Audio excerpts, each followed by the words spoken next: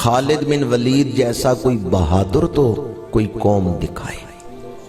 134 جنگوں میں شامل ہوئے ہیں اور 134 جنگیں جیت کے دکھائی۔ اسی لیے حضرت عبادہ بن صامت کہا کرتے تھے خالد جیسے بیٹے مائیں روز روز نہیں جنم دیتی۔ 134 جنگوں میں شامل ہوئے، ساری جنگیں جیت کے، کوئی ایک جنگ بھی نہیں ہارے، بلکہ آپ کی موجودگی تو فتح کا نشان بن چکی تھی۔ جس لشکر میں خالد بن ولید شامل ہوتے دشمن پہ پہلے ہی روب طاری ہو جاتا تھا۔ شروع میں تو خالد بن ولید مشرکین مکہ کے ساتھ تھے، احد کی جنگ میں مشرکین کے ساتھ تھے۔ صلح حدیبیہ کے بعد کا واقعہ ہے، ان کے دو بھائی ان سے پہلے کلمہ پڑھ چکے تھے، ہشام بن ولید اور ولید بن ولید۔ وہ مدینہ منورہ میں تھے، ہجرت کر کے مدینہ شریف آ چکے۔ جناب ہشام نے خط لکھا حضرت خالد بن ولید کو، غلام کے ہاتھ رکا دے کے بھیجا کہ جاؤ جا کے میرے بھائی خالد کو یہ میرا پیغام دو۔ اس میں کیا لکھا تھا انہوں نے؟ اے خالد، تیرے جیسا عقل مند ابھی تک اسلام سے دور ہے، میں اس پر بڑا حیران ہوں۔ کیسے دعوت دی ہے انہیں اسلام کی، میں اس پر حیران ہوں کہ تیرے جیسا عقل مند، اس نے اسلام پہ غور ہی نہیں کیا۔ اگر تو عقل سے کام لیتا تو اسلام قبول کر لیتا، غور کر اسلام پر۔ جس طرح صحابہ نے اسلام کی تبلیغ کی ہے نا، ہم ان سے رہنمائی لیں تو ہمارے لیے اسلام کی تبلیغ کرنا آج آسان ہے۔ جو بھی عقل مند عقل سے کام لے گا وہ اسلام سے دور نہیں رہ سکتا۔ اسلام کی تعلیمات پر، اسلام کن چیزوں کی طرف بلاتا ہے، اسلام کن چیزوں سے روکتا ہے، اور پیغمبر اسلام محسن انسانیت کی سیرت کیا ہے۔ خالد بن ولید کہتے ہیں میرے بھائی نے خط لکھ کے میری توجہ اس طرف کروائی، صرف جذبات سے ہی کام نہ لو، عقل سے کام لو، دھیان دو اسلام کی تعلیمات کی طرف۔ خالد بن ولید کہتے ہیں اب میں نے غور کرنا شروع کیا، میرے دل میں اسلام کی محبت پیدا ہو گئی۔ میں نے جب حضور کی سیرت پر غور کیا، احد کا وہ منظر میرے ذہن میں آ گیا، جب ایک جتھا حضور کی طرف بڑھ رہا تھا، یہ مشرکین حضور پر تیر پھینک رہے ہیں، یہ نیزے لے کے حضور کی طرف بڑھ رہے ہیں، اور حضور کی پیشانی مبارک پہ زخم آیا ہے، تو آپ دعا کیا کر رہے ہیں؟ یا اللہ ان کو معاف کر دے، یہ مجھے پہچانتے نہیں ہیں۔ خالد بن ولید کہتے ہیں میرے دل میں احد کا وہ منظر یاد کر کے حضور کی محبت پیدا ہو گئی۔ ہم کیا کر رہے تھے اور اللہ کے نبی کیا کر رہے تھے؟ دشمن تیر برسا رہے تھے اور حضور دعا کیا کر رہے تھے؟ یا اللہ ان کو معاف کر دے، یہ مجھے پہچانتے نہیں، ان پر عذاب نہ نازل کرنا، یہ مجھے پہچانتے نہیں۔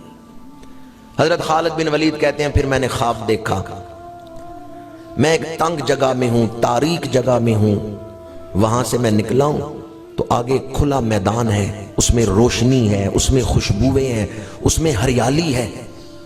صبح اٹھ کے میں نے فیصلہ کیا یہ جو اندھیرا ہے نا یہ کفر ہے، جو روشن میدان ہے وہ اسلام ہے، یہ جو بدبو والی تاریک جگہ ہے یہ کفر ہے، اور وہ جو ہریالی والی خوشبودار جگہ ہے وہ اسلام ہے۔ میں نے فیصلہ کیا میں مدینہ شریف جاؤں گا اور اسلام قبول کروں گا۔ مکے سے نکلے، راستے میں عثمان بن طلحہ ملے، انہوں نے پوچھا خالد کدھر جا رہے ہو؟ کہا میں مدینہ شریف جا رہا ہوں رسول اللہ کی غلامی اختیار کرنے۔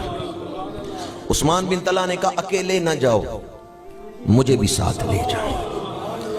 کچھ آگے بڑھے تو حضرت عمر بن عاص، وہ بھی بڑے سپہ سالار تھے، بڑے شمشیر زن تھے، اور مصر کے گورنر رہے ہیں بعد میں۔ حضرت عمر بن عاص، انہوں نے پوچھا خالد کدھر جا رہے ہیں؟ انہوں نے بتایا میں مدینہ شریف جا رہا ہوں رسول اللہ کی غلامی اختیار کرنے کے لیے۔ حضرت عمر بن عاص نے کہا اکیلے نہ جاؤ، مجھے بھی ساتھ لے جاؤ، میں بھی گھر سے نکلا ہوں تو اسی نیت کے ساتھ نکلا ہوں۔ کتنے جوان ہو گئے ہیں، حضرت خالد بن ولید، حضرت عثمان بن طلحہ، حضرت عمر بن عاص، یہ مکے سے نکلے ہیں، ادھر مدینہ منورہ حضور صحابہ کی محفل میں بیٹھے ہیں۔ حضور نے فرمایا صحابہ مکے نے اپنے جگر کے ٹکڑے تمہاری طرف بھیج دیے۔ کیا نظر اللہ نے حضور کو عطا فرمائی، کیا شان اللہ نے حضور کو، کیا نگاہ عطا فرمائی ہے۔ وہ ابھی مکے سے نکلے ہیں اور جن پر اہل مکہ کو ناز تھا کہ خالد ہمارے ساتھ ہے، عمر بن عاص ہمارے ساتھ ہیں، میرے آقا کریم نے فرمایا جن کی قوت پر مکے والے فخر کرتے تھے، مکے کے وہ جگر آج مدینے کی طرف آ رہے ہیں۔ فرمایا صحابہ اللہ نے مکے کے جگر جو ہیں وہ تمہاری طرف بھیج دیے ہیں، ان کے دلوں میں اسلام کی محبت پیدا کر دی ہے۔ اعلیٰ حضرت نے اس کے لیے لکھا سر عرش پر ہے تیری گزر، دل فرش پر ہے تیری نظر، ملکوت کیا ہے وہ عیان نہیں۔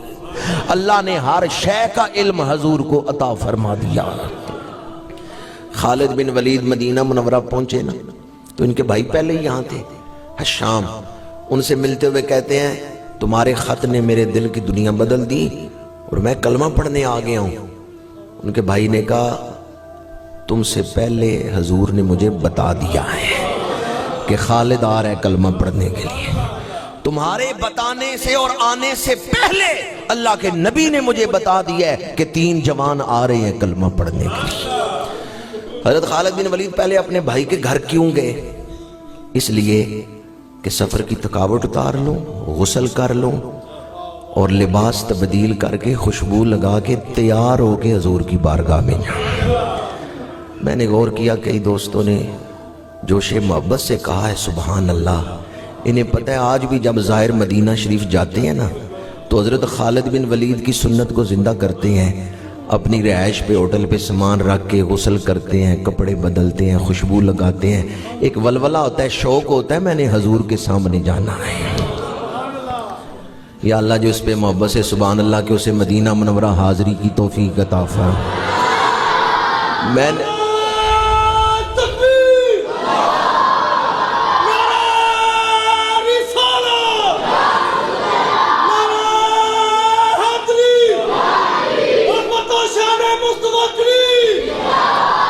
میں نے تو کئی لوگوں کو دیکھا ہے وہ یہاں سے نیا سوٹ مدینہ منورہ کے لیے سلوا کے لے جاتے ہیں، یہ سوٹ میں نے مدینہ شریف جا کے پہننا ہے، وہ نئے کپڑے سلوا کے لے جاتے ہیں کہ جب مدینہ منورہ جائیں گے پھر یہ سوٹ پہنیں گے۔ اللہ محبت کا یہ تعلق اور مدینہ منورہ کی بار بار حاضری سب کو نصیب فرمائے۔ حضرت خالد بن ولید غسل کر رہے ہیں، غسل خانے میں ہیں، ان کے بھائی حشام نے آواز دی کہ خالد جلدی کرو حضور تمہارا انتظار کر رہے ہیں۔ حضور نے قاصد بھیجا ہے، حضور تمہارا انتظار کر رہے ہیں۔ خالد بن ولید کہتے ہیں اب میرے جذبات پہ قابو نہ رہا کہ حضور میرا انتظار کر رہے ہیں، میرا جی چاہتا تھا جتنی جلدی ہو سکے میں دوڑ کے حضور کی بارگاہ میں پہنچ جاؤں۔ اللہ کے نبی میرا انتظار کر رہے ہیں، حضور میرا انتظار کر رہے ہیں۔ خالد بن ولید کہتے ہیں میں سوچ رہا تھا کیسا وہ وقت ہوگا جب میرے ہاتھ حضور کے ہاتھوں میں ہوں گے۔ کپڑے بدلے ہیں، خوشبو لگائی ہے، تیز تیز چلتے ہوئے حضور کی بارگاہ میں آ رہے ہیں کہ حضور بن ولید حضور کی بارگاہ میں تیز تیز چلتے ہوئے آ رہے ہیں، حضور میرا انتظار کر رہے ہیں۔ کیا سما ہوگا جب یہ مکے کے 3 جوان، 3 قابل فخر سپوت حضور کی بارگاہ میں آ رہے ہیں غلامی کا پٹا پہننے کے لیے۔ حضور کی بارگاہ میں آ کے خالد بن ولید حضور کے سامنے دو زانو بیٹھے، عرب کا شمشیر زن آج حضور کے سامنے دو زانو بیٹھے، دونوں ہاتھ پیش کیے ہیں بیعت کے لیے، توحید و رسالت کا اقرار کیا، اللہ کی وحدانیت، حضور کی ختم نبوت کا اقرار کیا۔ کلمہ پڑھنے کے بعد عرض کیا یا رسول اللہ کیا میرے پچھلے گناہ معاف ہو گئے؟ حضور نے فرمایا ہاں پچھلے گناہ معاف ہو گئے۔ یا رسول اللہ میری تلوار ایک عرصے تک اسلام کے خلاف چلتی رہی ہے، کیا میرے سارے گناہ معاف ہو گئے؟ حضور نے فرمایا ہاں، اسلام کی یہ شان ہے کہ جو اسلام قبول کرتے اللہ اس کے پچھلے گناہوں کو معاف کر دیتا ہے۔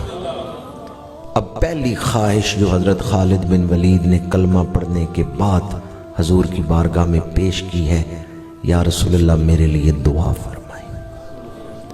حضور نے دعا کے لیے ہاتھ اٹھائے، حضور مانگ رہے ہیں، صحابہ آمین کہہ رہے ہیں۔ کس کے لیے مانگ رہے ہیں؟ خالد بن ولید کے لیے۔ کیا مقدر ہیں حضرت خالد بن ولید کے؟ ید اللہ کے ہاتھ اٹھے ہیں، رسول اللہ کے ہاتھ پھیلے ہیں اللہ کی بارگاہ میں، اور حضور عرض کرتے ہیں یا اللہ خالد کو مغفرت عطا فرما، خالد پہ رحمت فرما، اس کے درجوں کو بلند فرما، یعنی اس کو اپنا قرب خاص عطا فرما۔ دعا مکمل ہوئی، پھر حضور نے فرمایا انت سیف اللہ المسلول، اے خالد تو اللہ کی تلواروں میں سے ایک تلوار ہے۔ خالد بن ولید کی آنکھوں میں آنسو آ گئے، رونے لگ گئے۔ بعد میں صحابہ نے پوچھا کہ حضور نے جب آپ کو لقب دیا سیف اللہ تو آپ رو کیوں رہے تھے؟ حضرت خالد بن ولید نے فرمایا میں رو اس لیے رہا تھا کہ اب میں شہید نہیں ہوں گا، کیونکہ اللہ کی تلوار کبھی ٹوٹ نہیں سکتی۔ انسان حیران ہوتا ہے